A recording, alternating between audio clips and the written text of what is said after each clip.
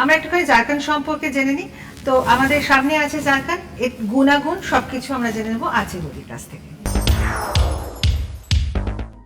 Zircon হচ্ছে আমাদের পৃথিবীর সবথেকে পুরনো স্টোন।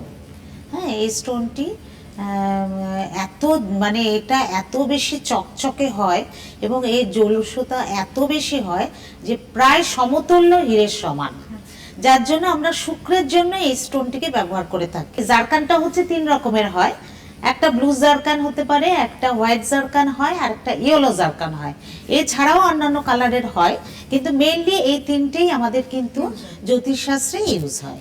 আচ্ছা বৌদি, এই যে হোয়াইট জারকান তো ওই যারা মানে হিরে পড়তে পারে না তার বিনিময় পড়ে, আপনি যে কথাটা বললেন যে যদি শুধু শুক্রের জন্য হয়। আচ্ছা, আর এই হলুদ জারকান এবং ব্লু জারকান এটা কেন পড়ে? ধরো বৃহস্পতির জন্য আমার কিছু দেওয়া দরকার আছে এবং শুক্রের জন্যও দেওয়া দরকার আছে, সেক্ষেত্রে দুটোকে একসঙ্গে আমরা কম্বাইন স্টোন হিসেবে ইয়েলো জারকানটা ব্যবহার করতে পারি। আচ্ছা মানে আচ্ছা, এই ইয়েলো জারকান আর পোখরাজ যেটা আমরা পড়ি, এটার কি মিল আছে কোনো? না, এটা কোনো মিল নেই। পোখরাজ মানে হচ্ছে যদি তুমি ইয়েলো পোখরাজের কথা বলো, সেটা কিন্তু শুধু বৃহস্পতি, আর এখানে কিন্তু শুক্রের সাথে বৃহস্পতি।